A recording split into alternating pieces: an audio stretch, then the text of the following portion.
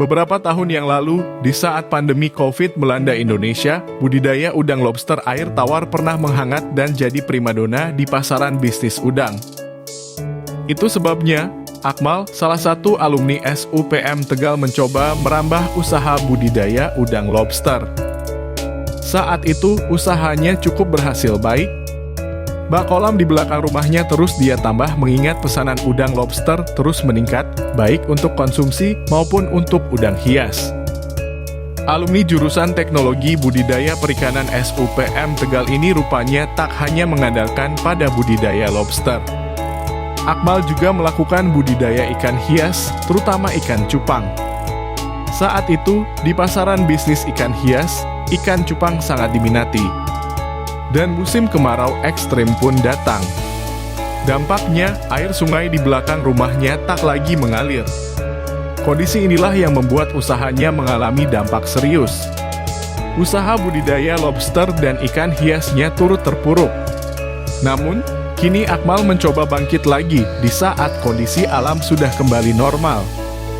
Bagaimana penuturan Akmal tentang lika-liku perjalanan usaha budidayanya? Mari kita dengar penuturannya. Assalamualaikum, perkenalkan nama saya Muhammad Tarik Akmal. Saya lulusan SUPM Negeri Tegal, jurusan Agribisnis Pembudidaya Air Payau dan Air Laut tahun 2023. Saya tinggal di Jalan Raya Tidu, RT 2 RW 3, Kecamatan Bukateja, Kabupaten Purbalingga.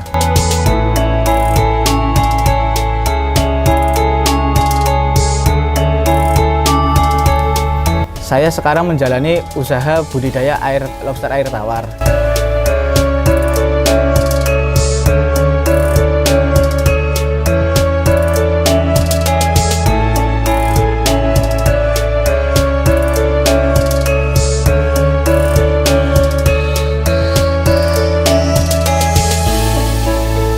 Mas Akmal, Ya, Mas Akmal bisa ceritakan gimana proses Mas Akmal setelah lulus dari SUPM terus sampai sekarang itu melakukan kewirausahaan, perjalanan kewirausahaannya itu gimana, Mas Akmal? ya, keseharian setelah lulus saya aktif di budidaya lobster bersama bapak sama ibu saya. Khususnya lobster air tawar jenis Red Marlboro sama lobster air tawar yang konsumsi jenis Red Claw. Ya. Itu awal-awal Mas Akmal mulai intens dengan lobster itu pernah mengalami kejayaan lah. Pernah ya. Itu gimana, Mas, waktu itu? Ya, waktu itu di wilayah sini Purbalingga, Purwokerto dan Banjarnegara itu kan lobster air tawar produk baru, jadi banyak peminatnya. Dulu pernah sampai pengiriman seminggu bisa 4 kali 5 kali. Dalam jumlahnya berapa itu? Dalam jumlah sekali pengantaran 500 ekor. 500 ekor. Iya. Itu untuk ukuran? Untuk ukuran 2 inch. 2 inch untuk hias ya? Untuk hias. Untuk konsumsinya sendiri? Kalau untuk konsumsi tergantung konsumen yang mau minta ukuran berapa. Biasanya ada yang 4 inch atau 6 inch juga ada. Itu pengirimannya yang konsumsi ke Jakarta atau ke mana? Kalau itu biasanya perorangan. Oh, perorangan. Iya. Datang ke sini? Iya. Oh, gitu ya. Waktu itu harganya sampai berapa yang untuk bibit yang untuk Kalau emang konsumsi berapa, yang untuk hias berapa? Kalau untuk konsumsi ukuran satunya ukuran sekilo isi 4, satunya itu sekitar 20.000 atau 25.000. Oh, mahal ya. Iya. Lah untuk konsumsinya? Itu untuk konsumsi. Kalau untuk konsumsi. bibit yang baru siap edar, baru siap pembesaran sekitar 1.000-2.000. 1.000-2.000 satunya. Kemudian itu hampir berjalan berapa tahun ketika itu? Ketika jaya-jayanya itu berapa tahun? Sekitar 8 tahun. 8 tahun ya, Iya. bisa bertahan dengan bagus ya. Nah, sekarang kondisinya gimana, Mas? Sekarang kondisi sedang agak menurun gara-gara kemarin air sempat susah gara-gara kemarau panjang. rembesan dari sungai juga kurang untuk aliran ke mata air di sini. Waktu terjadi kemarau ekstrim itu ya? Iya. Itu sangat memukul usaha budidaya. Sangat berpengaruh. Berpengaruh ya. Dampaknya sampai sekarang? Dampaknya sampai sekarang baru pemulihan. Oh, baru pemulihan. Ya moga-moga ke depan bisa tambah berkembang ya Mas. Amin. Kemudian gini Mas, Mas Akmal itu merasakan ada tambahan pengetahuan atau keterampilan yang didapat dari SUPM dari hasil pendidikan dengan ketika Anda mulai mengembangkan wirausaha lobster ini ada pengaruhnya nggak Mas? Ada.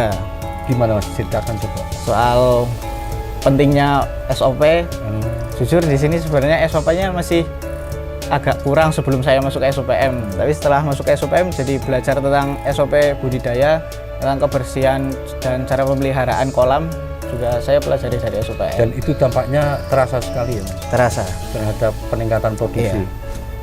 Bagus lah. Kemudian Mas Akmal di dalam usaha ini pakai menggunakan teknologi apa hanya biasa-biasa saja? ya. Sementara ini masih budidaya secara tradisional, Pak. Secara Belum memakai teknologi. Teknologi ya. Harapannya gimana ke depan? Harapannya semoga bisa lebih berkembang lagi ya, Pak. Bisa meningkatkan produksi lagi untuk memenuhi kebutuhan pasar. Iya. Dan selama ini ada kontribusi dari pemerintah kota atau pemerintah daerah atau dari kementerian yang bisa dirasakan entah itu dalam bentuk bantuan modal atau bantuan mesin atau bantuan apa, ada nggak?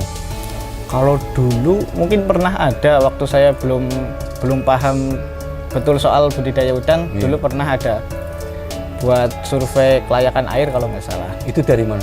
Dari pemerintah. Oh, dari pemerintah. Dari pemerintah daerah atau dari KKP? Kalau itu sebenarnya dari pemerintah daerah. Oh, dari pemerintah daerah.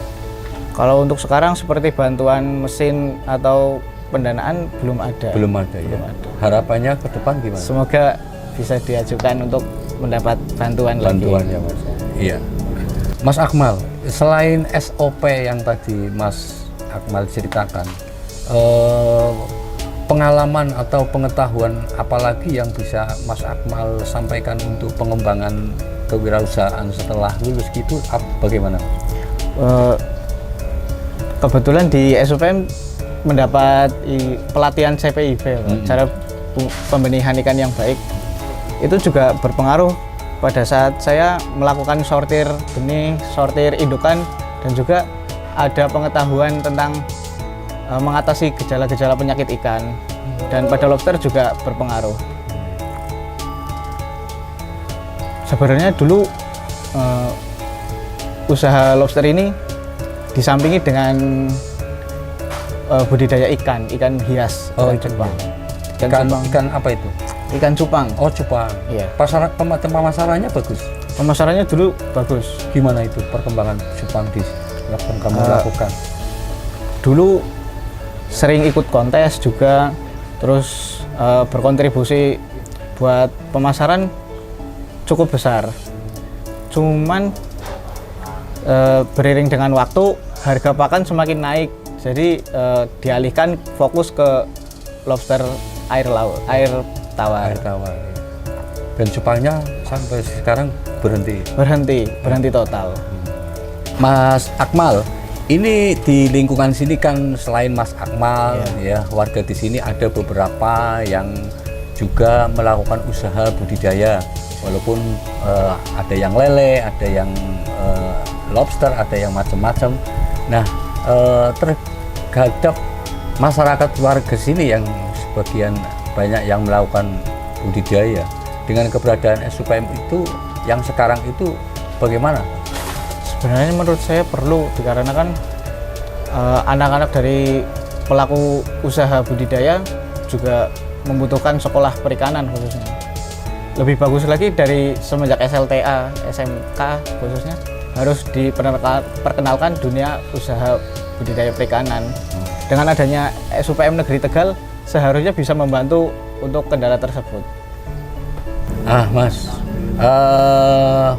gini Mas Akmal itu apa sih harapan Mas Akmal terhadap SUPM yang keberadaan SUPM ke depan itu harapannya gimana Mas?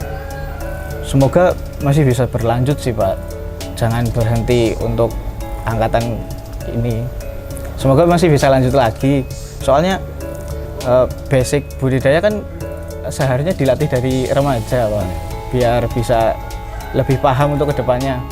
Jadi biar nanti lanjut ke jenjang kuliah ada basic perikanan dari SLTA-nya Pak. Ya, di samping itu ilmu dan pengetahuan yang didapat dari SUPM juga nyata itu ya? Nyata Pak, berguna untuk bekerja di lapangan. Oke Mas Akmal, terima kasih atas informasi yang banyak sekali. Sama-sama. Dan dukungannya terhadap kami. Semoga usahanya tetap berkembang dengan baik. Amin. Terima kasih.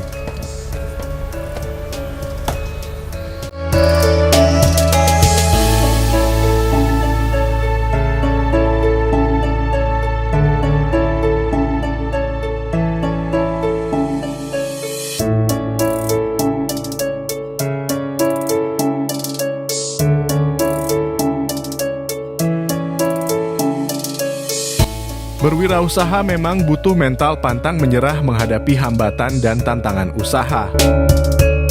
Seperti yang dilakukan oleh Akmal. Jiwa dan mental kewirausahaan yang didapat selama menjalani pendidikan di SUPM Tegal secara nyata menjadi salah satu faktor untuk tetap mencari kiat menghadapi hambatan usaha budidaya. Keyakinan untuk bisa maju dan berkembang adalah tekad yang sudah tertanam sejak dia lulus dari SUPM Tegal.